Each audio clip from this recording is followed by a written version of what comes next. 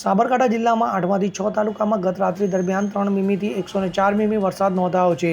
સૌથી વધુ વરસાદ ખેડબ્રહ્મામાં 4 ઇંચ વરસાદ વરસ્યો છે, જેને લઈને નીચાણવાળા વિસ્તારો અને ચેકડેમમાં પાણી ભરાયા હતા. તો સાબરકાંઠા જિલ્લાના ખેડબ્રહ્મા, વડાલી, પોશીના, તલોદ, પ્રાંતિજ અને હિંમતનગરમાં રાત્રિ દરમિયાન ગાજવીજ સાથે વરસાદ શરૂ થયો હતો. ખેડબ્રહ્મામાં 4 ઇંચ, વડાલીમાં, તલોદ, પોશીનામાં 1.5 ઇંચ અને પ્રાંતિજમાં 1.5 ઇંચ વરસાદ નોંધાયો હતો, જ્યારે હિંમતનગરમાં વરસાદી ઝાપટું પડ્યું હતું.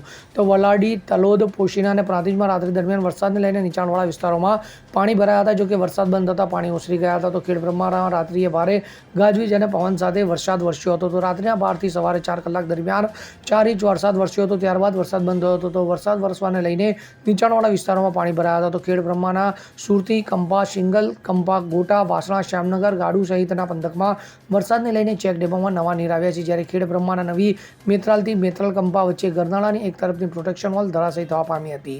તો વડાલીમાં વડાલી ખેડબ્રહ્મા સ્ટેટ હાઈવે પર લીમડાનું વૃક્ષ ધરાશયી થતાં એક તરફનો રોડ બંધ રહ્યો હતો. જોકે સ્થાનિકોએ તંત્રને જાણ કરી હતી.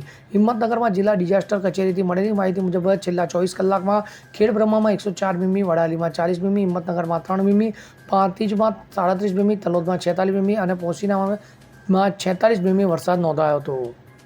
Bureau report, CN24 news.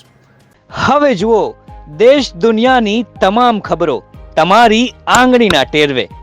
ઉઠાવો મોબાઈલ અને Google Play Store પરથી ડાઉનલોડ કરો અમારી CN24 ન્યૂઝ મોબાઈલ એપ.